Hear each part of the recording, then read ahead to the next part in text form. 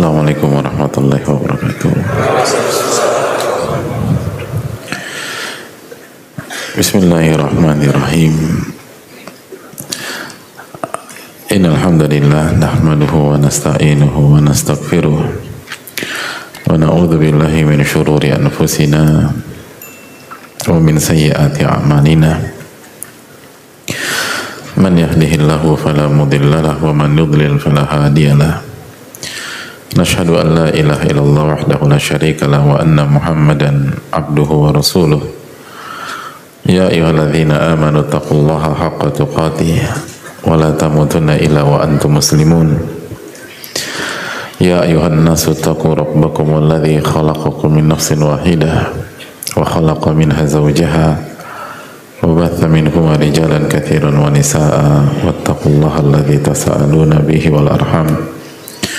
Inna allaha kana alaikum raqiba. Ya ayyuhalladzina amanu taqullaha wa qulu qawlan sadida yuslih lakum a'malakum wa yaghfir lakum dhunubakum wa man yuti'illaha wa rasulahu faqad faza fawzan 'azima. Hadirin yang Allah muliakan, alhamdulillah kita panjatkan puji dan syukur kita kepada Allah tabaraka wa ta'ala atas nikmat yang Allah berikan kepada kita, sebagaimana salawat dan salam semoga tercurah kepada Rasulullah SAW beserta para keluarga, para sahabat dan orang-orang yang istiqamah berjalan di bawah naungan sunnah beliau sampai hari kiamat kelak. Allahumma inna nas'aluka ilman nafi'a wa na'udzubika min ilmin la yanfa'. Ya Allah, berikanlah kami ilmu yang bermanfaat dan lindungilah kami dari ilmu yang tidak bermanfaat.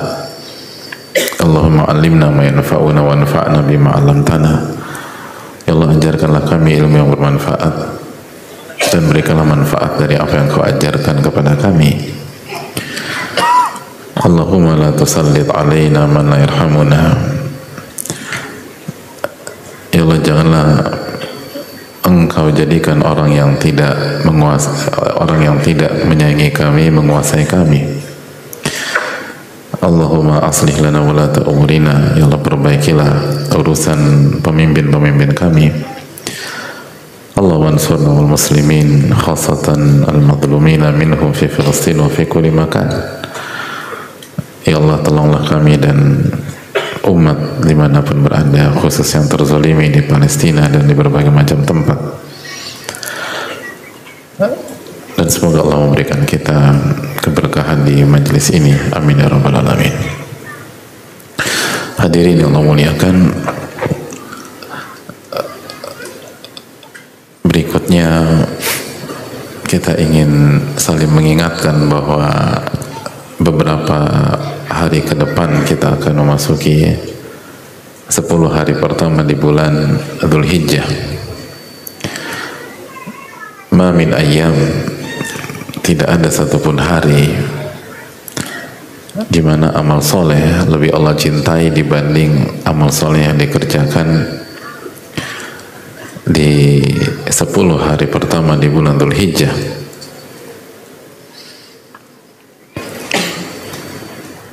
Lalu para sahabat bertanya, wadal jihad fisabilillah, ya Rasulullah, apa tidak juga jihad fisabilillah? Rasulullah SAW menjawab, wadal jihad fisabilillah, tidak juga jihad di jalan Allah Subhanahu Wa Taala, kecuali seseorang yang berangkat membawa jiwa dan hartanya lalu ia tidak pernah kembali ke tanah air dan rumahnya. Hadis ini menunjukkan bahwa amal-amal soleh yang paling Allah cintai adalah amal soleh di 10 hari pertama di bulan Dzulhijjah. Jadi kajian kita yang paling Allah cintai itu kajian di 10 hari pertama di bulan Dzulhijjah. Salat subuh, salat duhur, salat asar, salat maghrib, salat isya kita yang paling Allah cintai itu di 10 hari pertama di bulan Dzulhijjah. Puasa sunnah kita yang paling Allah cintai itu di 10 hari pertama di bulan Dzulhijjah.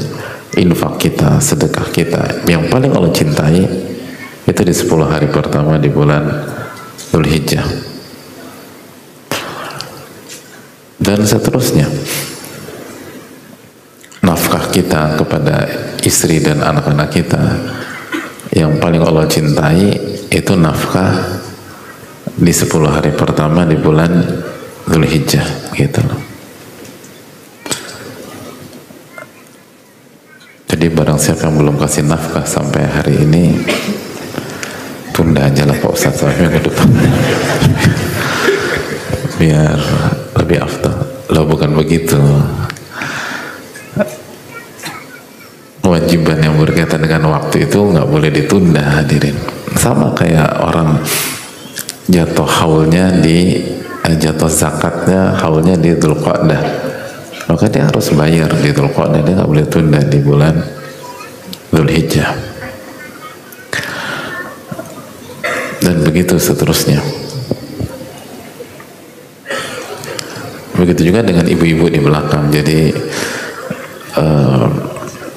khidmat istri yang paling Allah cintai itu khidmat di 10 hari pertama di bulan Dzulhijjah, gitu loh. Khidmat itu pelayanan ya, artinya bagaimana memperlakukan suami, gitu loh. Jadi kalau pulang dari kajian sore hari ini suami minta mijit, gimana ibu-ibu? Dipijitin apa enggak? Minggu depan aja lah bang. Sama. Kalau hari ini minta pijit, pijitin ibu. Dan nanti 10 hari pertama Dzulhijjah pijitin lagi, gitu. Dan begitu seterusnya. Ini adalah 10 hari yang sangat prestisius. Nah, masalahnya hadirin, kita kurang memberikan hak dari 10 hari ini. Karena kalau kita baca keterangan para ulama, 10 hari ini itu dibanding atau dibandingkan dengan 10 hari terakhir Ramadan. Dan terjadi perbedaan pandangan yang cukup panjang, mana yang lebih afdal, mana yang lebih utama, mana yang lebih mulia, 10 hari pertama Dzulhijjah atau 10 hari terakhir di bulan Ramadan. Dan itu menunjukkan bahwa kedudukan 10 hari pertama ini itu benar-benar sangat spektakuler. Nah, yang jadi masalah, kenapa performa kita kok jauh banget kalau kita lihat di tahun-tahun sebelumnya? Nggak semua memang, kecuali yang dirahmati oleh Allah. Tapi banyak di antara kita tuh jomplang antara 10 hari terakhir Ramadan dan 10 hari pertama di bulan Dzulhijjah. Di antara alasannya, tapi iya nggak sih, kalau hadirin gimana performa hadirin sekalian di 10 hari terakhir Ramadan dengan 10 hari pertama Dzulhijjah? Kalau kita lihat tahun-tahun lalu itu bersaing atau gapnya cukup jauh? Hah? Gimana? Kok bingung? Tahun lalu udah lahir belum kan? Hidup tahun lalu, hidup bang.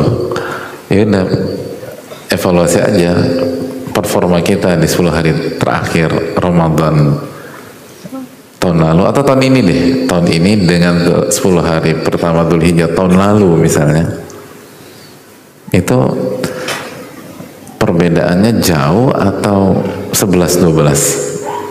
Nah,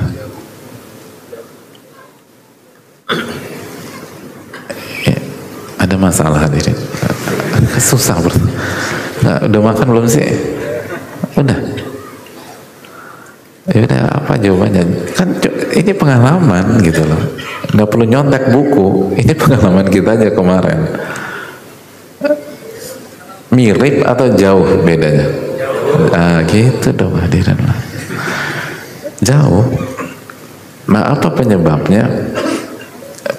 Tentu saja penyebabnya beberapa faktor, tapi diantaranya persiapan kita jauh minim. 10 hari pertama, 10 hari terakhir Ramadan itu, sadar atau tidak sadar, kita dipersiapkan di 20 hari sebelumnya, itu minimum. Belum lagi bagi yang semangat atau belum lagi yang memperbanyak puasa sunnah di Sya'ban, otomatis tuh persiapannya panjang. Baru masuk 10 hari terakhir Ramadan, klimaks. Tapi siapa di antara kita yang mempersiapkan diri secara sungguh-sungguh sebelum masuk ke 10 hari pertama Dzulhijjah? Pola banyak di antara kita di tahun-tahun yang lalu itu gak ada persiapan. Bahkan sebagian kita baru sadar 2-3 hari sebelum Idul Adha. Ternyata 4 hari lagi Idul Adha. Jadi tanggal 1, 2, 3 Dzulhijjah tuh gak sadar sama sekali. Nah ini bahaya. Padahal gak ada amal soleh yang paling Allah cintai dibanding amal soleh yang dikerjakan di 10 hari pertama Dzulhijjah. Oleh karena itu hadirin sekalian, kita tidak punya waktu lagi untuk menunda persiapan di 10 hari pertama di bulan Dzulhijjah. Jadi tolong diperbaiki performa kita, kinerja kita, agar kita bisa memaksimalkan 10 hari pertama ini. Dan sebagian ulama klasik itu di 10 hari pertama Dzulhijjah itu begadang, memperbanyak ibadah seperti yang mereka lakukan di 10 hari terakhir Ramadan, yang menunjukkan bahwa sabda Rasulullah SAW bukan isapan jempol belaka. Nabi SAW yang bersabda, "Ma min ayyam al-amalu shalih fihinna ahabbu ilallah min hadhil ayyam." Tidak ada satupun hari di mana amal soleh lebih dicintai oleh Allah dibanding amal soleh yang dikerjakan di 10 hari pertama di bulan Dzulhijjah. Oleh karena itu jamaah sekalian, tolong diperbaiki persiapan kita agar kita bisa maksimal di 10 hari ini. Semoga Allah memberikan taufik dan banyak doa, banyak isti'anah kepada Allah Subhanahu wa taala. Semoga Allah mudahkan kita untuk beramal di 10 hari pertama di bulan Dzulhijjah. Dan sekilas info bagi kita bahwa persiapan kita di hari-hari ini itu sebenarnya di waktu yang sama memanfaatkan momentum bulan-bulan haram, karena sekarang kita di bulan Dzulqa'dah. Jadi ini bukan tentang seperti persiapan ujian di hari-hari normal, enggak. Ini persiapan sekaligus memperbanyak amal di salah satu bulan mulia untuk, jadi kita beramal di salah satu bulan mulia itu Dzulqa'dah, sekaligus persiapan untuk prime time-nya 4 bulan haram, yaitu 10 hari pertama di bulan Dzulhijjah. Ini 4 bulan haram. Selama 4 bulan haram ini, puncak 4 bulan haram adalah 10 hari pertama di bulan Dzulhijjah. Jadi kita memperbanyak amal di Dzulqa'dah, di waktu yang sama kita persiapan menuju puncaknya 4 bulan haram, yaitu 10 hari pertama di bulan Dzulhijjah.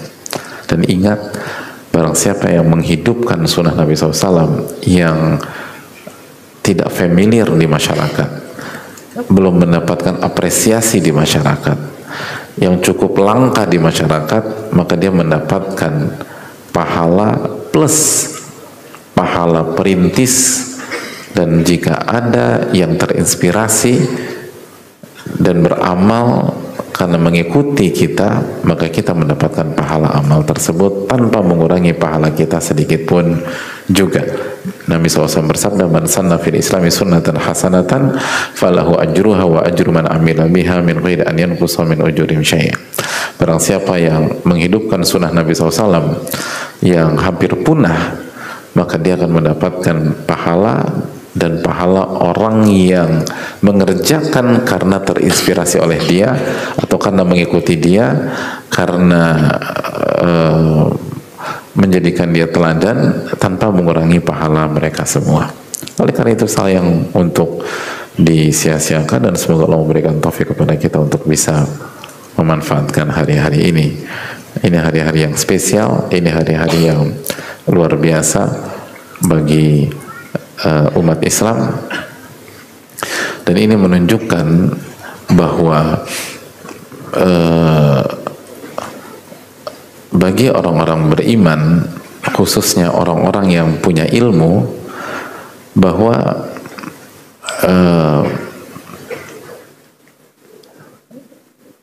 sebuah kondisi yang tidak kondusif itu adalah kesempatan beramal dan kesempatan berkarya, bukan masuk ke arus kelalaian tersebut. Itu poin. Bisa dimengerti nggak? Jadi kan itu tadi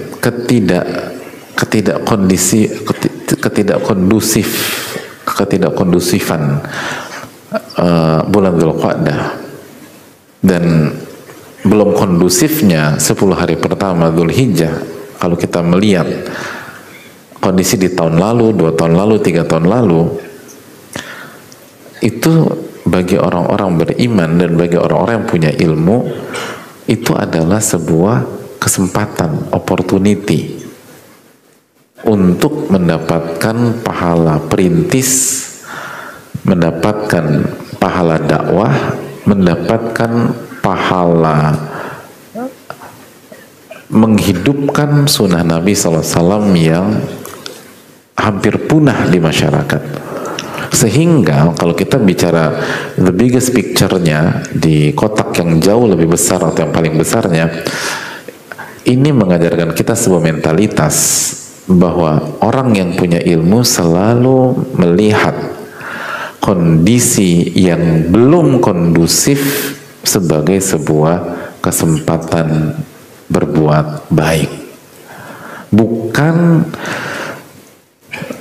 terbawa arus kondisi tersebut, bukan pesimis terhadap kondisi itu, bukan apatis, enggak.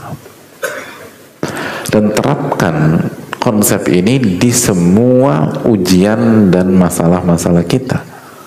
Ketika kita berada di keluarga besar, lalu keluarga besar kita belum kondusif, belum ngerti agama, jauh dari Allah Subhanahu wa taala, kita sebagai salah satu anggota keluarga besar bukan pesimis, tapi menjadikan itu sebagai kesempatan untuk berdakwah, kesempatan untuk memberikan keteladanan, kesempatan untuk memperkenalkan sunnah-sunnah Nabi SAW dengan cara yang baik, dengan cara yang bijak, dengan cara yang santun, memperkenalkan profil seorang muslim yang sejati, bagaimana attitude-nya, bagaimana karakternya, bagaimana akhlaknya, dan seterusnya.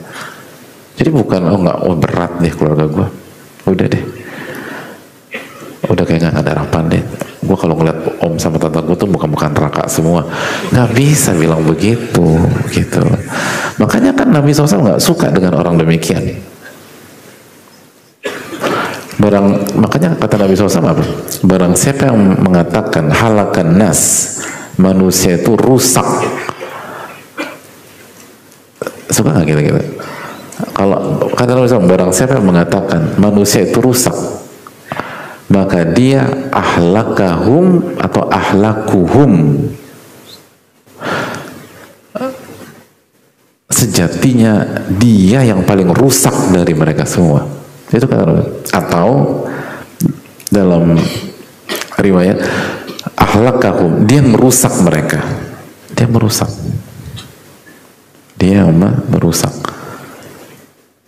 gitu loh hadirin. Jadi nggak boleh boleh kita mengatakan manusia udah rusak karena pesimis, karena merasa diri paling benar sendiri atau paling gak rusak gitu, nggak boleh. Tapi kalau kita mengatakan kerusakan sebagai sebuah informasi dan data, lalu kita sikapi data itu dengan semangat untuk memperbaiki, semangat berdakwah, nggak masalah kata para ulama. Gitu loh. Jadi kalau ngeliat kondisinya begini nih, tapi nggak usah khawatir. Kita tetap aja mengajak, kita doakan, kita arahkan dan seterusnya. Tapi kalau mengatakan rusak deh gitu, dilakukan sini, rusak semuanya, gitu. Cuman gue doang yang sholat, wah masya Allah, nyebelin ya, denger kayak gitu tuh. Gue tuh kalau sholat subuh cuman gue doang, gitu loh, sama imam gitu loh. Jadi maksudnya yang lain tuh berantakan semua, yang baik cuman gue sama imam doang, gitu loh. Nah itu nggak boleh kayak gitu, Adil. Kita tuh diajak tuh untuk optimis, tapi di waktu yang sama tawadhu, merendah, dan nggak boleh merasa diri paling suci, paling bertakwa, yang lain salah, yang lain rusak semua, yang lain berantakan, cuman kita yang diridhoi oleh Allah Subhanahu Wa Taala. Itu bukan mentalitas penuntut ilmu. Nah jadi kembali lagi bahwa ketika kita melihat ada kondisi yang tidak kondusif, maka itu adalah kesempatan. Ini kayak gini, Dzulqa'dah belum mendapatkan haknya secara ideal. 10 hari pertama Dzulhijjah pun belum mendapatkan tempat yang seharusnya di tengah-tengah umat. Jangan pesimis. Mungkin tahun ini belum, tapi kalau kita jujur sama Allah, kita berdoa, lalu kita tetap sosialisasikan, kita dakwah dan seterusnya, itu beberapa tahun ke depan, insya Allah kondisi peta akan berubah. Itu hal yang perlu. Ada banyak sunnah Nabi SAW yang 10 tahun lalu, 20 tahun lalu, orang tuh aneh bin ajaib, tapi sekarang udah biasa, bahkan diapresiasi. Kenapa? Karena pertolongan Allah, lalu upaya dari banyak pihak, teman-teman semua, untuk menyampaikan tanpa kenal lelah, gitu aja. Ini yang perlu kita ucapkan. Jadi sekali lagi, ini bukan tentang jadi kita bukan hanya belajar bagaimana memperbanyak ibadah di hari-hari ini, atau bagaimana persiapan di 10 hari pertama Dzulhijjah, atau bagaimana nanti memaksimalkan 10 hari pertama bulan Dzulhijjah, tapi kita juga harus mempelajari wisdom dalam menyikapi kondisi seperti ini. Dan penuntut ilmu tuh harus jadi orang-orang yang positif, orang-orang yang optimis, orang-orang yang punya harapan, gitu. Bukan orang-orang yang pesimis, apatis, lalu udah nggak ada gunanya deh loh. Umar bin Khattab radhiyallahu taala anhu itu waktu beliau belum masuk Islam, itu kan banyak yang pesimis, hadirin, dan banyak yang atau sebagian putus asa. Nggak mungkin Umar bin Khattab tuh masuk Islam, tapi lihat Nabi SAW berdoa, gitu. Nabi SAW kan doakan, dan akhirnya diijabah sama Allah, dan optimis Nabi SAW. Padahal kita tahu Umar bin Khattab itu seberapa menakutkannya dulu. Bahkan ada seorang sahabiat, seorang sahabat wanita itu bertemu dengan Umar bin Khattab, diriwayatkan tidak disiksa, tidak digebukin, dan beliau terharu. Lalu pulang ke suaminya dan mengatakan, saya tuh ketemu Umar bin Khattab, Masya Allah deh, gak diapa-apain, terharu biru. Dan semoga Umar masuk Islam, gitu. Pernah gak ketemu orang kayak gitu, hadirin? Pernah gak antum hadirin ketemu orang yang ketika ketemu dia, hadirin gak digebukin, hadirin terharu? Ya Allah, Masya Allah, baik banget tuh orang. pengen separah itu loh tuh orang gitu. Orang mah terharu karena dikasih uang 100 juta, dikasih uang 500 juta, dikasih mobil, dikasih rumah, kan baru terharu dong. Ini ada orang saking menakutkannya, kita ketemu dia nggak digebukin, kita tuh terharu biru. Ya Allah, baik banget tuh orang. Kenapa nggak digebukin gua? Ada nggak kayak gitu? Itu Umar tuh sampai di level itu. Bilanglah ke suaminya, kayaknya Umar tuh punya harapan masuk Islam deh. Dibantah sama suaminya. Kata suaminya, lan yuslima Umar hatta yuslima himarul Khattab. Umar tidak akan mengucapkan syahadat sampai keledainya dulu bersyahadat. Bayangkan hadirin. Artinya nggak ada harapan. Keledai hadirin. Kalau suaminya bilang Umar tidak akan mengucapkan syahadat sampai burung kakak tua mengucapkan syahadat, masih ada harapan. Benar nggak? Burung kakak tua masih bisa mengucapkan syahadat. Tapi kalau keledai gimana caranya? Itu. Sampai burung beo mengucapkan syahadat, masih ada harapan. Tapi kalau keledai nggak ada harapan. Tapi yang terjadi apa? Allah kasih hidayah kepada Umar bin Khattab. Lihat bagaimana Nabi SAW tidak pesimis. Nabi SAW optimis. Bahkan sama salah satu sosok yang menentang dakwah beliau optimis. Nah, berarti kan optimis adalah sunnah Rasulullah SAW yang seringkali dilupakan oleh sebagian yang sudah ngaji. Ada banyak orang tuh kadang pesimis saja hidupnya. Gimana pesimis? Harusnya ketika kita belajar agama optimis kita. Punya Rob yang maha pengasih, maha penyayang, maha baik, maha memberi. Gimana kita bisa pesimis hadirin? Ahli tauhid adalah orang yang paling optimis. Kenapa? Karena dia tahu. Dulu waktu nggak ngerti iman, nggak ngerti tauhid, dia pikir dia hidup sendirian. Dia pikir selama ini dia hidup sendirian. Misalnya anak rantau ke Jakarta, dia pikir dia sendirian. Setelah belajar, ya Allah ternyata saya punya Allah yang maha pengasih lagi maha penyayang, yang maha baik, Al-Muhsin, yang maha memberi, Al-Wahhab. Oh, optimis. Ya nggak? Kayak gini deh. Siapa anak rantau di sini? Ada nggak? Nggak ada. Nggak ada. Betawi semua nih. Oh, akamsi. Anak kampung sini. Masya Allah. Kalau misalnya kita ngerantau, kita pikir kita sendirian, sedih kita nih. Ternyata beberapa bulan kita di Jakarta dapat telepon dari saudara kita atau dari ibu kita yang mengabarkan bahwa ternyata kita punya keluarga di Jakarta, punya saudara. Bukan saudara dekat, saudara agak jauh, tapi ini orang baiknya minta ampun. Gitu. Orang paling baik di Jakarta Selatan dan Utara, bayangin, loncat terus gitu. Orang paling kaya di Jakarta Selatan dan Utara, orang yang paling penyayang di Jakarta Selatan dan Utara, gitu. Kira-kira yang awalnya kita sedih, pesimis tinggal di Jakarta, kira-kira perasaan kita berubah apa enggak? Berubah. Jadi apa? Yang awalnya udah gue pulang aja deh ke kampung, udah nggak ada harapan di Jakarta, masukin lamaran ditolak, kirim CV ditolak, segala macam. Begitu kita dengar kita punya keluarga jauh, tinggal di Jakarta, orang paling kaya, orang paling baik, orang paling dermawan, kira-kira gimana? Oh, semangat kita. Gue harus ketemu sama nih orang, gitu.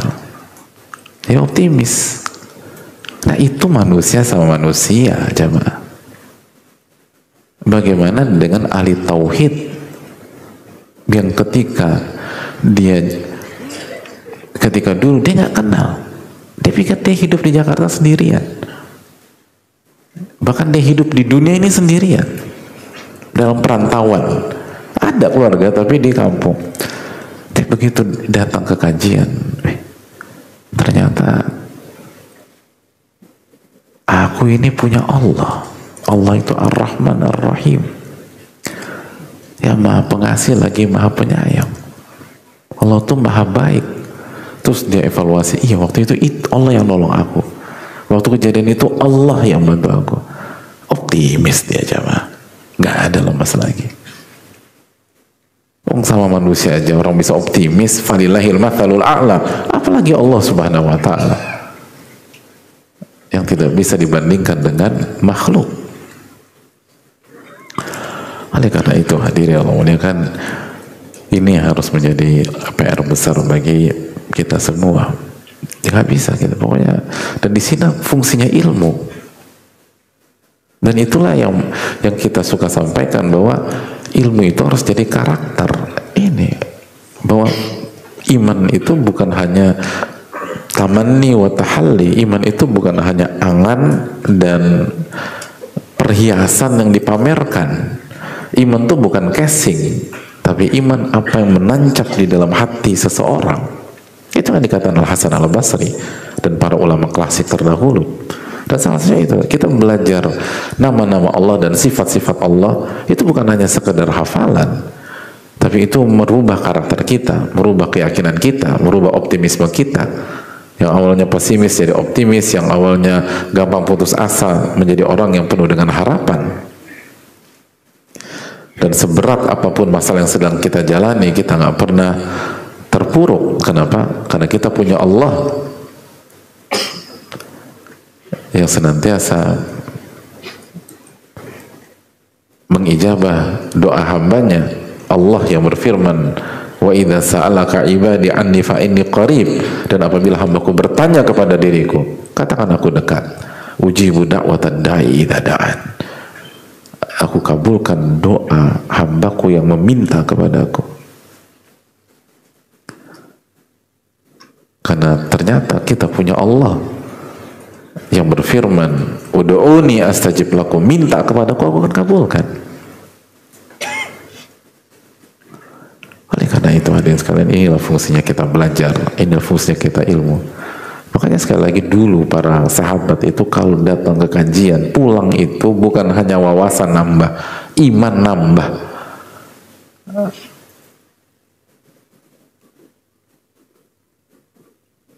Ijlis bina nu'min sa'atan, kata mereka. Kita duduk sejenak, kita tambah iman kita. Ilmu itu merubah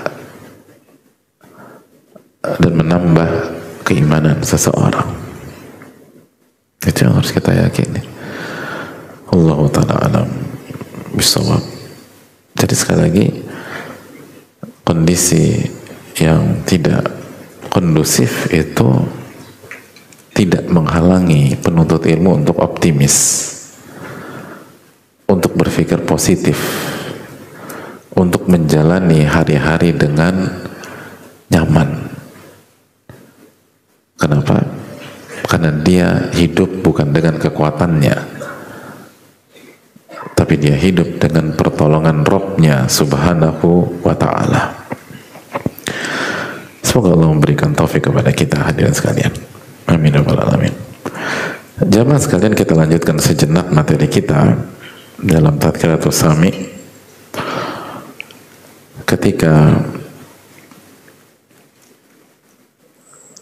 para ulama menjelaskan bahwa steril dari virus-virus hati itu butuh waktu, butuh waktu yang tidak sedikit, butuh waktu yang tidak singkat, dan ini sebuah konsep mahal dan meluruskan pemikiran sebagian pihak yang berpikir sebatas datang ke kajian otomatis hati menjadi bersih. Enggak. untuk membersihkan kita harus mengumandangkan perang. Melawan siapa? Melawan diri kita sendiri. Al-mujahid man jahada nafsahu fi ta'atillah. Mujahid adalah orang yang berjihad melawan dirinya agar selalu berada di atas ketaatan kepada Allah Subhanahu wa taala. Dan perang ini bukan 1-2 hari. Perang ini bukan 1-2 bulan. Perang ini bukan 1-2 tahun. Sebagaimana dikatakan oleh Al-Imam Ibnu Munkadir, kabattu nafsi arba'ina sanah hatta istaqamat. Aku berperang mengendalikan diriku sendiri selama 40 tahun sampai diriku istiqomah dan stabil. 40 tahun hadirin.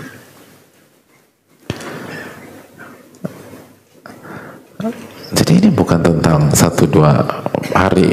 Makanya sekali lagi, orang berpikir bahwa hijrah itu tentang merubah penampilan. Padahal merubah penampilan salah satu hal yang cukup mudah. Dan itu bukan parameter. Walaupun bukan tercela, itu bagus. Tapi yang harus kita rubah adalah karakter, lalu sifat kita, lalu kebiasaan kita yang selama ini bergantung dengan makhluk menjadi bergantung kepada Allah, yang selama ini orientasinya dunia menjadi orientasinya adalah ridho dan wajah Allah Subhanahu wa taala. Itu butuh waktu. Dan membersihkan diri dari hasad, dari benci, dari kezoliman, dari yang suka marah-marah, dari baper, dari mental curang, dari karakter tricky, suka curang, lalu suka bermain, dari kesombongan, dari riya, dari ujub, dari pelit. Itu butuh waktu hadirin, butuh waktu. Gak bisa dalam 1-2 kajian, dan gak bisa hanya mengandalkan kajian, gak bisa. Setelah kita ngaji, kita harus amalkan, dan kita harus berperang, dan kita harus habis-habisan dan capek-capek. Mana ada perang gak capek hadirin? Tapi makanya Nabi SAW mengatakan mujahid. Kalau enggak akan berhasil. Nah, oleh karena itu para ulama menjelaskan, seperti jelaskan Syekh Shalih Utsaimin ketika mensyarah ini, dan kita butuh selalu muhasabah. Kita selalu butuh muhasabah, yaitu mengevaluasi diri. Dan bicara muhasabah, para ulama kita seperti Ibnu Qayyim menyatakan bahwa muhasabah itu punya 3 rukun. Dan di pertemuan yang lalu kita sudah membahas rukun yang pertama. Apa rukun yang pertama? Ada yang ingat tak? Iya. Rukun yang pertama adalah kita itu membandingkan antara nikmat yang Allah berikan dan kekurangan kita, dosa-dosa kita, dan ketidakperformnya kita sebagai hamba. Itu rukun pertama muhasabah. Rukun yang kedua kita lanjutkan. Wahya antumayiz malil haqqi alaika min wujubil ubudiyah waltizami ta'ah wajtinabil ma'siyah wa bainama laka wa ma'alaik. Rukun yang kedua, kalau kita ingin bicara muhasabah, karena muhasabah semua paham lah, introspeksi diri dong bro, mas tolong introspeksi diri, mas evaluasi diri ya. Tapi sering-sering kita nggak ngerti apa yang harus kita evaluasi. Makanya yang pertama tadi yang harus kita evaluasi apa? Coba nikmat Allah itu apa aja sih yang Allah kasih. Terus yang kedua, kesalahan kita. ketidak performnya kita dan kelalaian kita selama ini. Coba bandingkanlah apa yang Allah sudah kasih dan bagaimana kelemahan dan kelalaian kita. Itu yang pertama. Yang kedua yang harus kita evaluasi adalah bainama laka wa ma'alik.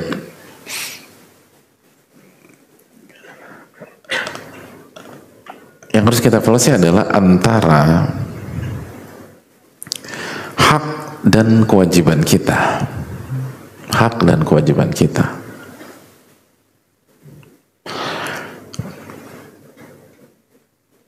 Wala budda min at-tamyizi baina ma laka wa ma 'alaik.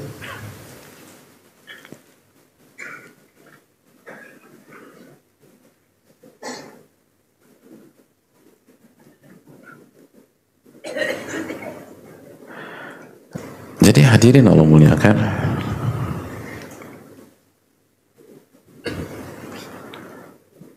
jadi kita harus membandingkan mana yang merupakan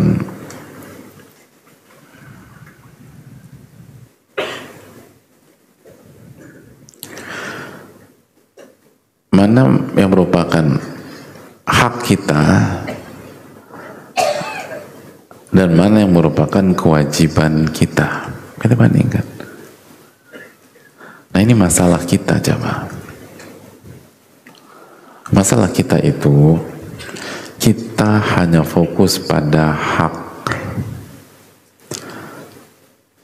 Dan itu manusia. Manusia tuh, makanya kan Allah katakan dalam surat An-Nisa 1, wa uhdiratil anfusus syuh.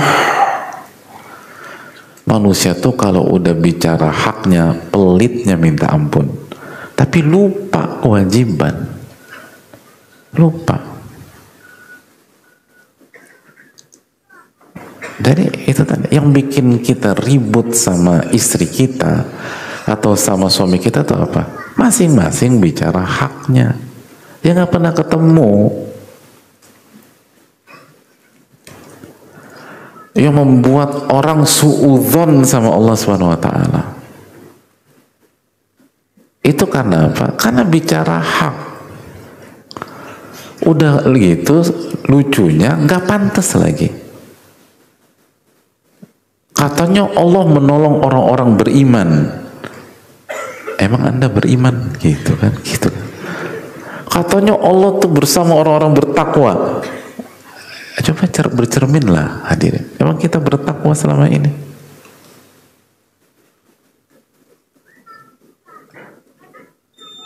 Hadirin Allah muliakan. Makanya kita itu berantakan dalam kehidupan kita. Karena kita tidak pernah muhasabah. Ketika kita tidak pernah muhasabah, yang terjadi apa? Kita menjadi orang yang demanding, orang yang hobinya nuntut haknya ke sana dan kemari, lalu nyerang Rabbnya Subhanahu wa taala. Dan begitu itu terjadi, disitulah awal dari semua kesengsaraan.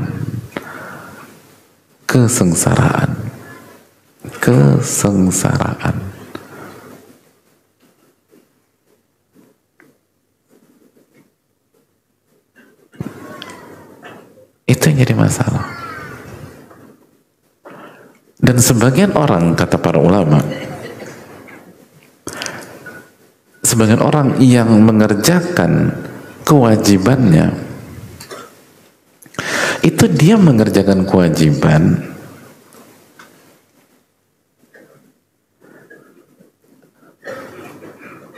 bukan dengan psikis atau kondisi kondisi kejiwaan dan perasaan menunaikan kewajiban, tapi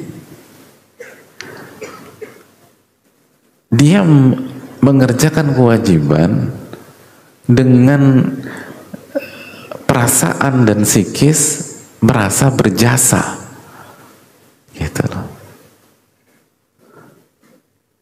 Kan gue udah sholat, kan gue udah ini, gitu. Padahal itu kewajiban. dia merasa dengan mengerjakan itu dia tuh jadi apa ya, jadi dia merasa bahwa itu apa istilahnya, additional ya, artinya itu bukan mandatory, bukan, itu additional, itu dia mengerjakan itu karena kebaikan dia gitu loh. Padahal itu mah kewajiban. Dan Anda tidak pantas memakan diri ketika mengerjakan itu. Ya simpel kalau kita ribut suami istri gitu. Kan banyak, saya kan udah,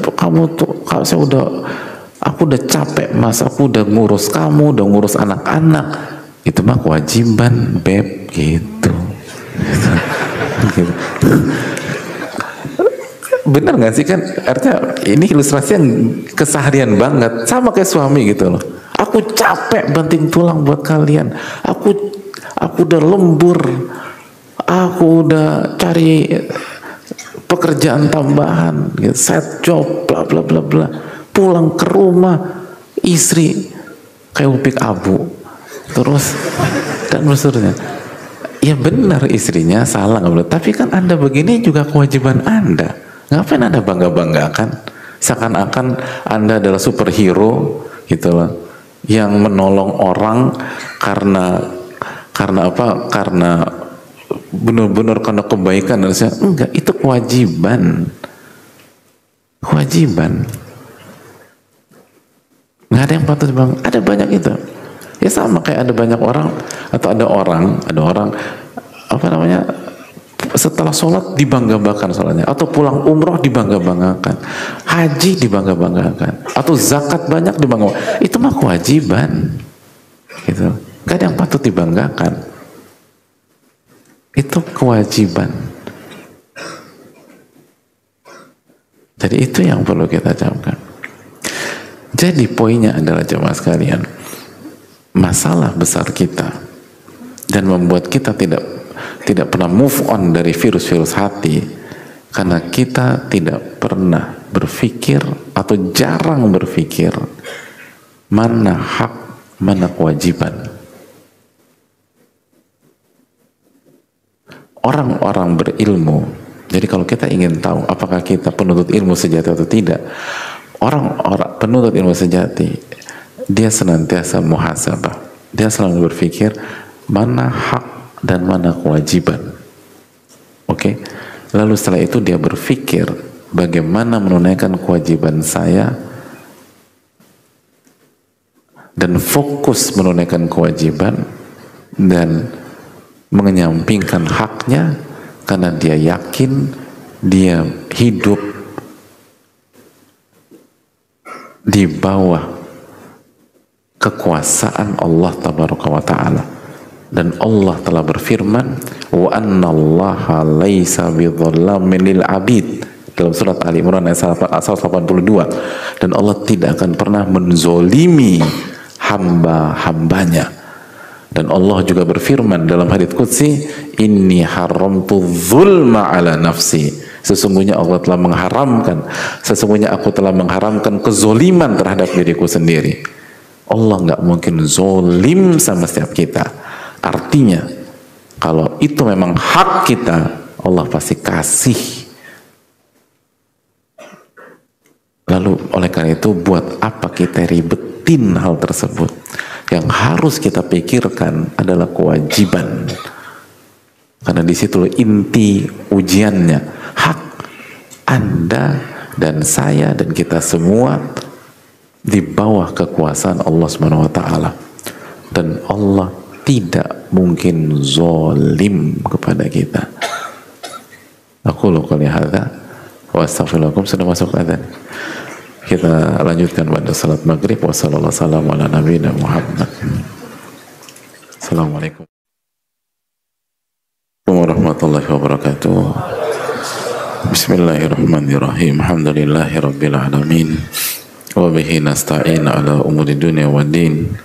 Wassalatu wassalamu ala ashrafil anbiya wal mursalin wa ala alihi wa sahbihi wa man sara ala nahjihi bi ihsanin ila yaumiddin wa ba'd. Allahumma salli wa sallim wa barik wa an'im ala nabiyina Muhammadin wa ala alihi wa sahbihi ajma'in.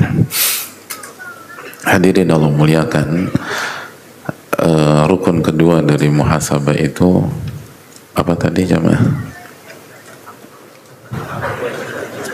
Ya, sebentar.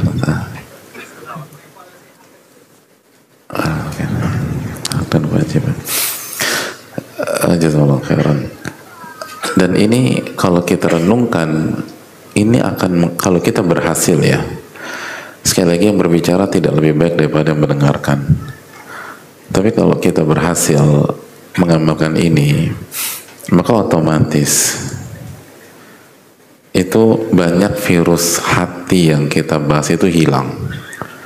Marah-marah akan hilang, lalu hasad akan hilang, sombong akan hilang. Gak ada yang pantas kita sombongi. Lalu ujub akan hilang. Ada banyak hal yang akan hilang.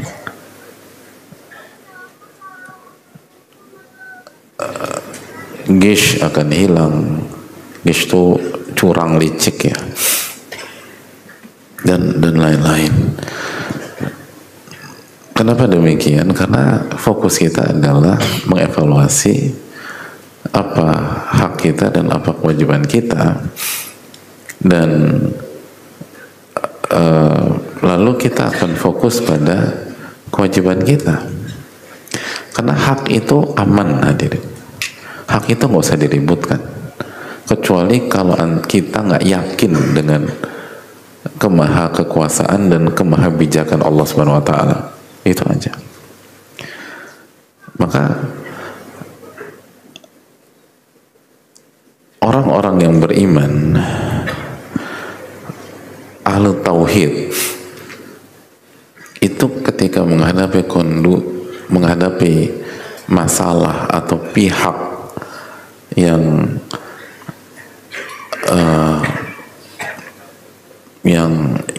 gak ideal, yang zolim, yang jahat, itu mereka bisa tetap konsisten dan tidak goyah.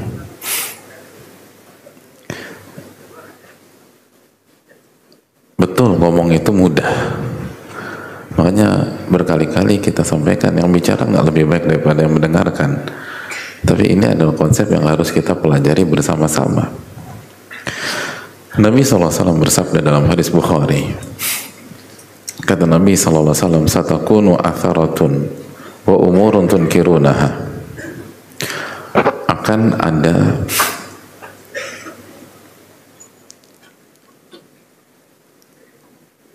ada pihak-pihak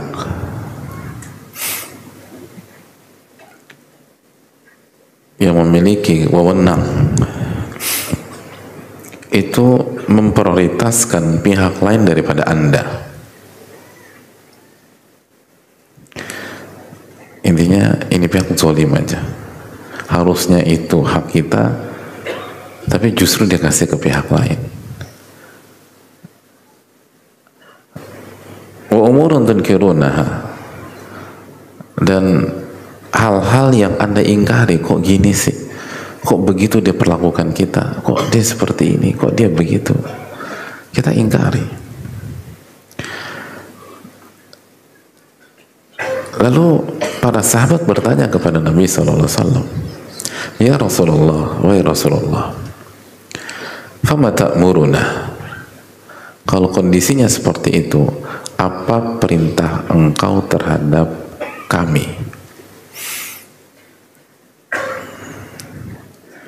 Apa perintah engkau terhadap kami? Kalau ngadepin pihak seperti itu, apalagi di atas kita atau atasan kita atau yang menguasai kita dan lain sebagainya, kalau begitu tuh arahan engkau ini apa? Apa kata Nabi SAW? Tu'adduna al-haqqa alladhi alaikum wa tas'aluna Allah alladhi lakum. Kalau Anda menghadapi kondisi demikian, maka tunaikan kewajiban Anda yang merupakan hak mereka. tunaikan kewajiban Anda, lalu minta hak Anda kepada Allah. Minta hak Anda kepada Allah, Anda tunaikan. Dia punya hak, kasih haknya. Makanya kan orang-orang beriman diarahkan oleh Allah Subhanahu wa taala dalam surat Al-Maidah 8 kan, wala yajrimannakum syana'anu qaumin ala alla ta'dilu i'dilu huwa aqrabu littaqwa. Jangan sampai ketidaksukaan kalian terhadap sebuah kaum kepada seseorang atau sebuah pihak membuat kalian tidak objektif, membuat kalian tidak adil, membuat kalian tidak menunaikan hak mereka. Ya, dilu, objektif lah. Kalau mereka punya hak, kasih hak mereka. Karena objektivitas itu lebih dekat kepada ketakwaan. Jadi kalau kita benar-benar memahami konsep ini dan kita melakukan peperangan batin sehingga kita bisa terus muhasabah antara hak kewajiban dan hak kewajiban, dan kita fokus pada kewajiban kita dan kita yakin hak kita tidak akan hilang karena Allah sudah berjanji wa anna allaha laysa bidhallamin lil abid. Allah gak akan zalimi hamba-hambanya, gak akan. Allah akan kasih, tapi mungkin gak sekarang. Dan kalaupun terkesan hak kita nggak dikasih, bukan kalau mengatakan inna ma'al usri yusra, sesungguhnya bersama sebuah kesulitan ada lebih dari satu kemudahan. Cuman karena kita tidak menghadapi sebuah masalah dengan iman, dengan tauhid kita. Jadi tauhid kita adanya di buku catatan kita, bukan kita gunakan dalam kehidupan real. Maka akhirnya kita hanya fokus pada kesulitan dan lupa menikmati kemudahan-kemudahan yang Allah berikan dalam sebuah kesulitan. Itu poinnya. Allah gak akan zalim. Makanya beda antara ahli tauhid dengan ahli dunia dalam menyikapi sebuah masalah. Berbeda antara orang beriman dengan tidak beriman. Berbeda dengan antara penuntut ilmu dengan yang gak pernah belajar. Penuntut ilmu itu hidupnya berusaha muhasabah, dan muhasabah selalu berpikir apa kewajiban saya dan apa hak saya. Oh, hak saya ini pasti dapat, udah gitu aja, pasti dapat. Tapi kan bukannya nuntut hak itu boleh nggak masalah, tapi waktu habis, lalu bisa jadi kita sakit hati lagi. Sedangkan Allah sudah jamin, Allah nggak akan zolimi kita, kecuali kalau ada pertimbangan lain, kecuali ada maslahat lain. Sedangkan menunaikan kewajiban itulah tolak ukur kita sebagai seorang hamba. Makanya para ulama kita mengatakan, hadirin, ad-din mabniyun ala ada'il huquq. Agama kita ini dibangun di atas konsep menunaikan hak pihak lain. Agama kita itu dibangun di atas prinsip bagaimana kita menunaikan hak Allah, lalu hak Rasulullah SAW, lalu hak orang tua kita, lalu hak suami kita, hak istri kita, hak guru kita, hak anak-anak, hak kakak, hak adik, hak keluarga besar. Jadi seorang muslim itu berpikirnya demikian. Adapun haknya dia sendiri, tenang, Allah pasti ganti. Makanya sampai ngadepin orang yang zolim kepada kita, penuntut ilmu atau orang yang beriman, nggak pesimis. Makanya kata Nabi SAW, tu'adduna al-haqqa alladhi alaikum wa tas'aluna Allah alladhi lakum. Anda tunaikan hak orang, kasih hak orang yang zolim itu, lalu Anda minta kepada Allah hak Anda. Gitu. Jadi bayangkan kalau kita bisa punya konsep ini, kita no hard feeling, hadirin, hadapin siapapun, itu hidup tuh lempeng aja, tenang gitu. Dan kita berpikir apa hak dia, udah kasih. Lalu tapi dia gini nak kita, Kita minta sama Allah Taala. Oh, itu luar biasa. Pengen hidup no hard feeling, nggak sakit hati, nggak baper, nggak marah-marah, nggak ini segala macam.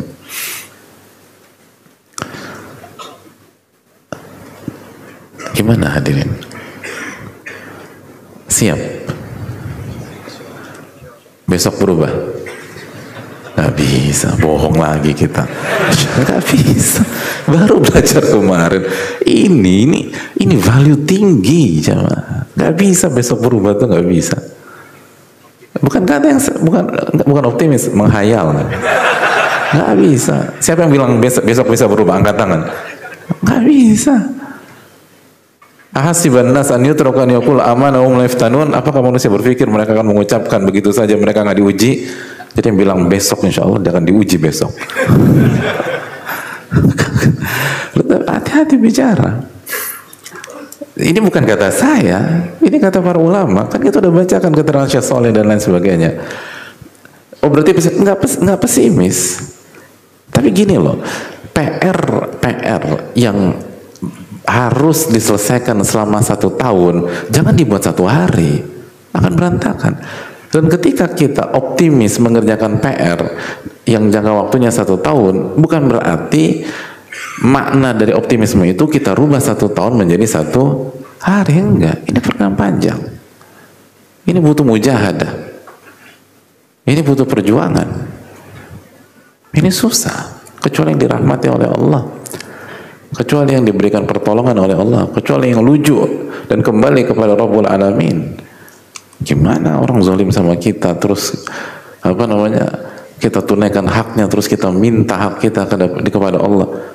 Oh itu berat gitu lah. Kalau kita dengerin di masjid pakai AC, nulis nyaman, bisa gitu. Coba keluar dari masjid ke parkiran motor hilang gitu loh. Bisa tuh diamalin gitu. Oh, udah sumpah serapah udah gitu loh. Nggak mudah ngamalin kayak gini, tapi inilah konsep, dan begitulah agama kita mendidik kita. Lalu setelah itu dikembalikan ke diri kita masing-masing, Anda mau perjuangkan atau tidak konsep ini. Dan konsep ini terbukti real. Ini bukan konsep khayalan, tapi butuh waktu. Itu hal yang perlu kita camkan bersama-sama. Jadi jamaah sekalian Allah muliakan, ternyata selama ini kita kurang muhasabah, kita kurang mengevaluasi diri, dan kita kurang mencek diri kita sendiri. Makanya kita lebih fasih dalam menuntut hak kita daripada menyadari kewajiban kita. Itu kan akar masalah kita selama ini. Kita jago dalam menuntut hak, kita tajam dalam menuntut hak kita fasih dalam menuntut hak kita, tapi seringkali kita bungkam dan membisu kalau sudah berkaitan dengan kewajiban kita, dan akhirnya berantakanlah hidup kita. Dan itu diulang terus. Kenapa? Karena kita nggak evaluasi diri, atau kita kalaupun mengevaluasi hanya secara global. Iya, kita harus muhasabah, kita harus evaluasi, kita harus introspeksi. Tapi detail mengevaluasi kita nggak menggunakan ilmunya para ulama. Makanya ulama mengatakan ada 3 rukun. Ada evaluasi nikmat Allah, lalu ketidak performnya Anda, lalu yang kedua hak kewajiban. Fokus pada kewajiban Anda, hak Allah garansi. Allah nggak mungkin bohong. Allah nggak mungkin bohong. In tansurullah yansurkum wa yutsabbit aqdamakum. Jika kalian menolong agama Allah, Allah akan tolong kalian. Jika kita menolong agama Allah, hak kita ditolong sama Allah. Allah nggak mungkin bohong. Nabi SAW bersabda, ihfadillah yahfadka. Jagalah hak Allah, insya Allah akan jaga Anda. Nggak mungkin lah Nabi SAW bohong. Nggak mungkin. Wa may yantiqu 'anil hawa in huwa illa wahyun yuha. Nabi SAW nggak bicara dengan hawa nafsu, tapi wahyu Allah berikan kepada beliau. Surat An-Najm ayat 3 dan 4. Yang suka bohong tuh kita. Mohon maaf ya. Yang suka bohong selama itu kita, bukan Allah Subhanahu wa taala. Allah nggak pernah bohongin kita kok. Kita yang nggak komit, kita yang bilang mau berubah terus jatuh lagi. Kita yang bilang kita akan baik ternyata berantakan lagi. Jadi jangan nyalahkan siapa-siapa, kembalikan ke kita. Kita komit nggak menunaikan itu? Oh, ini nilai-nilai yang sangat mewah, jamaah. Dan kalau penuntut ilmu membangun ilmunya dengan pilar-pilar seperti ini, lihat betapa tingginya peradaban kita nanti. Udah, semua memikirkan bagaimana menunaikan hak Allah, bagaimana untuk menunaikan hak Rasulullah SAW, lalu menunaikan hak orang tuanya, menunaikan hak gurunya, menunaikan hak anaknya, menunaikan hak pasangan. Semua berpikir demikian. Penyakit kita akan nuntut, dan kalau udah nuntut udah. Dan hadirin sekalian, kalau kita ngaji bertahun-tahun, hasilnya adalah mental nuntut, demanding, nuntut hak. Ya buat apa ngaji, hadirin? Itu udah tabiat dari dulu. Gitu. Dulu orang nggak perlu ngaji, orang nggak perlu belajar, orang nggak perlu duduk berhadapan dengan Al-Quran dan Sunnah. Kalau hasil akhirnya hanya nuntut A, nuntut B, nuntut C, dan nyalahkan semuanya. Semua disalahan kecuali dirinya sendiri. Nggak perlu kita belajar. Nggak pakai ilmu juga jago kita. Oleh karena itu, tujuan kita belajar adalah agar karakter itu berubah dan menjadi lebih baik lagi. Rukun yang ketiga, karena kita nggak punya banyak waktu, rukun yang ketiga,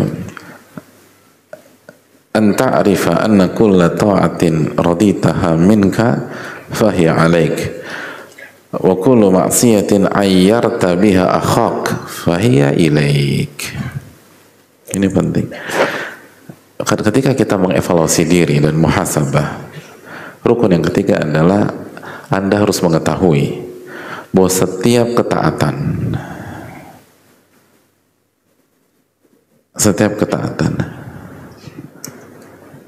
yang membuat Anda ridho terhadap diri Anda saat mengerjakan ketaatan tersebut, maka akan menjadi bumerang bagi Anda. Dan setiap maksiat yang membuat Anda merendahkan saudara Anda, maka akan berbalik ke Anda. Itu poin. Setiap ketaatan yang kita kerjakan dan membuat kita ridho dengan diri kita pada saat mengerjakan itu atau setelah gitu, maka akan menjadi bumerang bagi kita.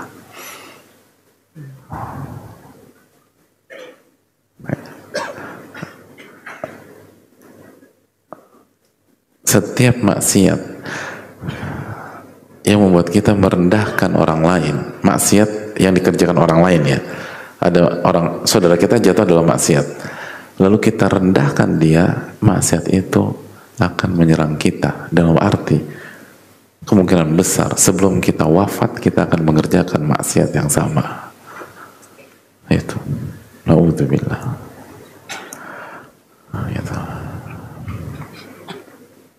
Itu ngeri.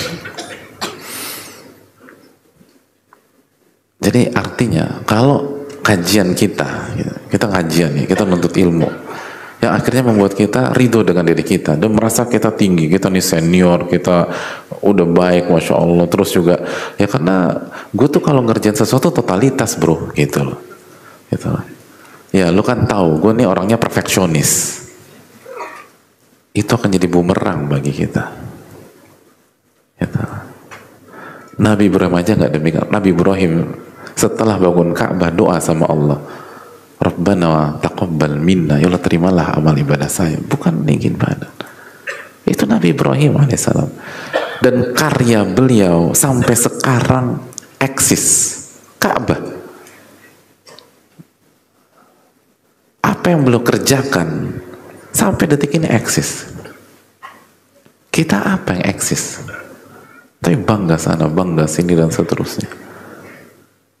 Jadi justru sebaliknya, makanya setiap ketaatan yang kita kerjakan, yang membuat kita puas dengan diri kita, merasa diri kita suci, merasa diri kita bertakwa, itu ibadah bumerang bagi kita. Itu bukan amal soleh. Amal soleh itu membuat kita merendah. Itu ciri-ciri amal yang diterima. Amal kalau kita kerjakan, ciri-cirinya Allah terima, itu membuat kita tuh merendah.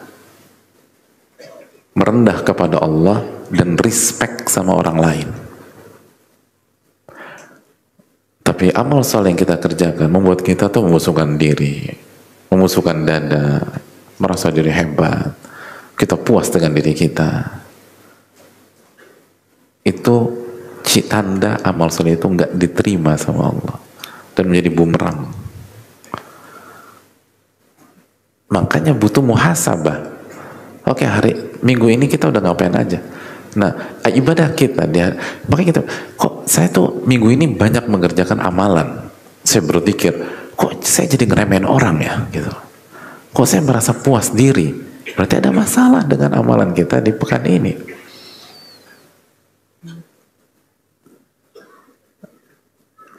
Para ulama tidak demikian.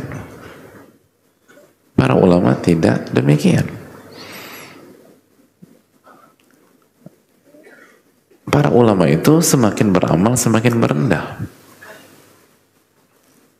Para nabi itu beramal merendah, beramal merendah, beramal merendah. Lihat bagaimana Nabi SAW ketika membuka kota Mekah menunduk. Dan dijelaskan sebagian para ulama, begitulah polanya setiap nama besar yang membuka kota. Karena membuka kota itu prestasi besar, apalagi yang membuka Ka'bah. Lihat bagaimana merendah. Jadi kita lihat saja, setiap amalan yang membuat kita semakin merendah, maka insya Allah itu amalan diterima sama Allah. Itu tanda. Tapi setiap amalan yang membuat kita merendahkan orang, gitu. Dan begitu melihat orang itu melakukan kesalahan, melakukan kekeliruan, diserang, dinyinyirin, direndahkan, dan berbeda antara merendahkan dan melakukan amar ma'ruf nahi munkar. Amar ma'ruf nahi munkar tidak harus merendahkan orang, dan bisa pakai cara yang pakai cara bijak, cara yang santun.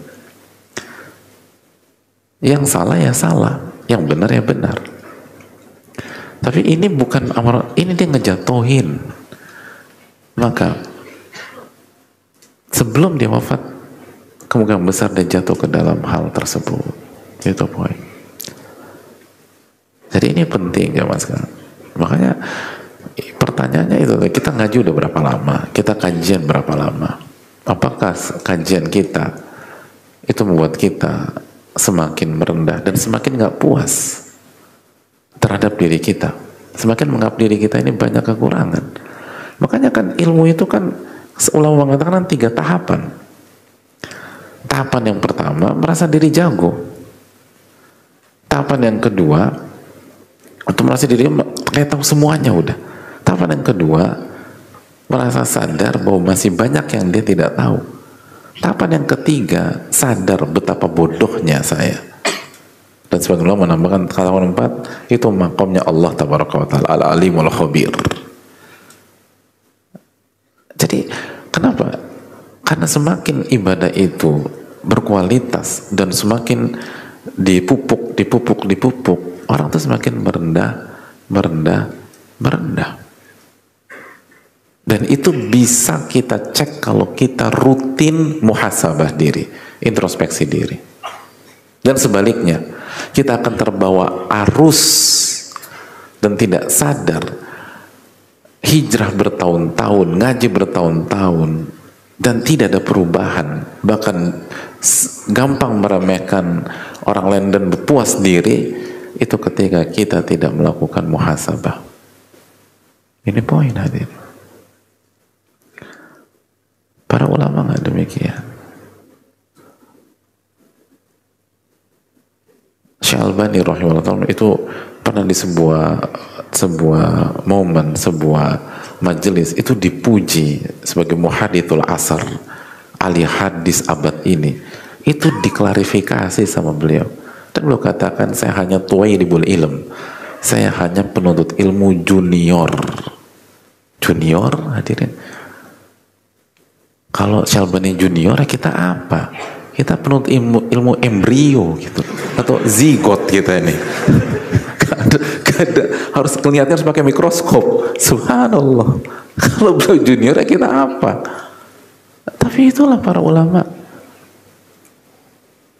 Itu kayak Imam Nawawi rahimahullah ta'ala ketika diberikan gelar Muhyiddin, penghidup agama, gari itu beliau marah, beliau itu Imam Nawawi rahimahullah, karena karya-karya beliau membangkitkan kembali hasanah Islam dan atmosfer keimanan di tengah-tengah umat. Akhirnya sebagian ulama mengatakan Muhyiddin, gelarnya bukan LC, bukan MA, bukan dokter, bukan PhD, Muhyiddin gitu. Penghidup agama. Bayangkan, penghidup agama. Senang, terharu biru, terima kasih, saya jadi terharu. Enggak. Ma aja'alu fi hillin man laqabani Muhyiddin, kata beliau. Saya tidak halalkan dan saya akan tuntut orang yang memberikan gelar Muhyiddin kepada saya. Allahu Akbar. Gak ridho dengan diri sendiri. Gak ridho. Salah satu ulama senior, Syekh Shalih Fauzan pernah di sebuah majelis itu diangkat, dipuji dengan tinggi. Itu beliau diam. Lalu begitu beliau dikasih kesempatan bicara, apa kata beliau? Salah satu yang beliau katakan, beliau klarifikasi. Di antara klarifikasi beliau, qad nazaltumuni fawqa manzilati, kata beliau. Kalian baru saja mengangkat saya di atas posisi saya sesungguhnya. Saya nggak seperti itu. Itu ulama. Nggak senang. Dan benar-benar bukan basa-basi. Kalian telah mengangkat saya di atas kedudukan saya. Saya tahu diri. Saya nggak di makom itu. Beliau, sosok yang sama, hafizahullah ta'ala, Syekh Shalih Fauzan hafizahullah ta'ala, itu pernah di sebuah majelis disampaikan oleh mediator, di hadapan kita ada sosok yang telah berdakwah ke berbagai macam penjuru dunia, Itu setelah moderator ngomong demikian, itu diluruskan. Mohon maaf, yang beliau sampaikan salah. Saya tidak pernah keluar negeri kecuali sekali. Itu ke Afrika. Itu pun tugas dari kampus. Allahu Akbar. Diklarifikasi itu loh. Siapa di antara kita mau klarifikasi? Makanya seringkali itu kita kata orang inkonsisten. Kalau orang berbicara yang tidak benar tentang kita dan negatif, kita marah, kita klarifikasi dan kita kan itu fitnah.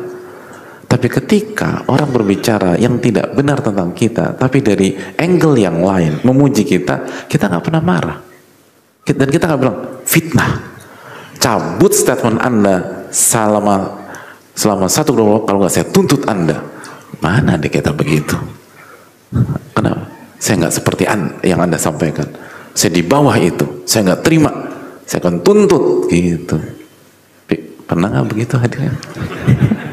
Kita, ya Allah kita. Makanya kita tuh inkonsisten. Makanya kurang berkah hidup kita. Kalau menguntungkan kita, senang kita. Walaupun itu nggak benar. Kita tuh itu nggak benar. Ya. Gitu. Dan yang sehari-hari aja, Misalnya ada orang muji kita, Mas ganteng banget, marah nggak kita? Enggak. Emang bener? Antum yang jujur. Gitu loh. Bener insya Allah kalau itu bener. Ini makanya antum nggak marah. Jadi kalau kita bilang jelek marah kita, padahal bener gitu. Tapi ketika dibilang tampan, padahal nggak bener, nggak tersinggung gitu. Ini gue difitnah nih, gue nggak terima sama orang kenapa dia fitnah gue. Emang dia bilang apa? Dia bilang gue ganteng, kan itu fitnah. Gue mau tuntut gitu. Wah, Masya Allah.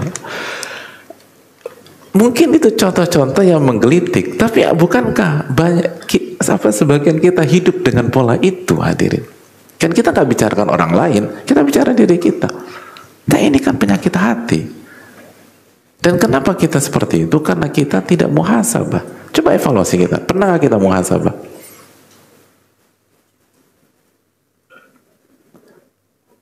Tapi kenapa para ulama qad rafa'tumuni fawqa manzilati, kalian telah mengangkat saya di atas kedudukan saya. Kenapa Imam Nawawi mengatakan itu? Ma'ajal fi hilin man laqa min muhyiddin, saya enggak halalkan Anda saat Anda memberikan gelar kepada saya Muhyiddin. Saya enggak terima. Enggak terima, hadirin. Imam Nawawi rahimahullah taala enggak terima. Itu para ulama yang senantiasa mengevaluasi diri. Dan sosok-sosok seperti itu kalau ngadepin masalah, solid, hadirin. Kenapa? Karena mereka sudah merendahkan. Kalau kita sudah rendah hati, maka jatuh tuh nggak sakit, karena kita sudah berada di level rendah. Yang sakit pas kita jatuh dari basement ke basement. Sakitnya parah apa enggak? Enggak. Kapan sakitnya parah? Saat kita jatuh dari lantai 40. Patah-patah tuh hadirin. Itu. Makanya orang yang suka meninggikan diri itu kalau jatuh sakit tadi. Sakit.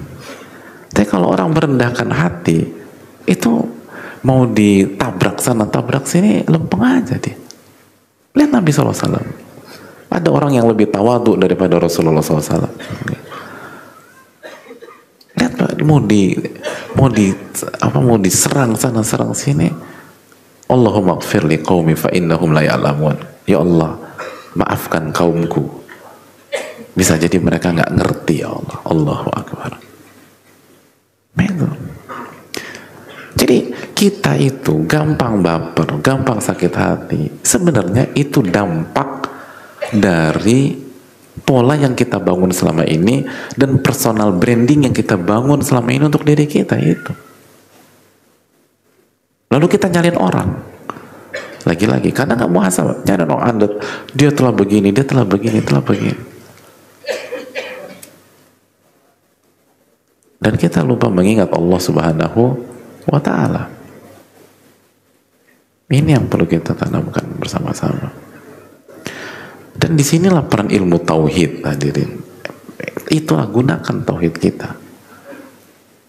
Dalam ilmu tauhid itu kita hamba. Hamba itu nggak punya bargain position, nggak punya nilai tawar. Dia tuh hamba tuh titik nol. Allahnya lah yang maha azim, yang maha tinggi, al-ali. Maka sehebat apapun amalannya, itu tidak membuat dia puas terhadap dirinya, karena amal-amal tersebut hanya menekankan dan menegaskan bahwa dirinya adalah hamba dan bukan superhero, hadirin. Karena seringkali kita tuh berpikir kembali, ya, kita ini hamba, bukan siapa-siapa. Itu poin. Ini yang bisa disampaikan. Sudah masuk waktu Isya ya? Iya. Cepat sekali ya, cepat sekali. Dan semoga Allah memberikan taufik kepada kita semua. Dan bagi jamaah khususnya jamaah yang tidak kebagian tempat, yakinlah bahwa Allah Maha melihat, dan kalaupun kita nggak kebagian tempat di sebuah acara atau sebuah kegiatan dunia, Allah pasti punya tempat yang lebih luas untuk kita di kesempatan lain dan di surga nanti. Amin ya rabbal alamin. Dan sabar, dan gak ada yang sia-sia, dan pasti Allah akan mengganjar dengan pahala yang berlimpah. Jazakallahu khairan. Dan jangan nyerah gitu loh. Dan ini cambuk bagi kita, berarti ke depan kita harus datang lebih pagi lagi. Lebih pagi ya. Pada subuh gitu insya Allah dapat tempat lah pada subuh, atau lebih on time lagi. Jadi fastabiqul khairat, maka berlomba-lomba dalam kebaikan, dan Allah pasti akan memberikan pahala besar bagi kita. Dan bagi panitia, layani dan berkhidmat dengan baik, karena nggak mudah gitu loh. Udah datang jauh-jauh ternyata nggak dapat tempat. Dan ingatkan bahwa setiap kita kalau jujur pasti akan mendapatkan pahala dan keberkahan di sisi Allah Subhanahu wa taala. Ini yang bisa disampaikan. Subhanakallahumma wa bihamdika, la ilaha illa anta, astaghfiruka wa atubu ilaik. Assalamualaikum warahmatullahi wabarakatuh. Syukran.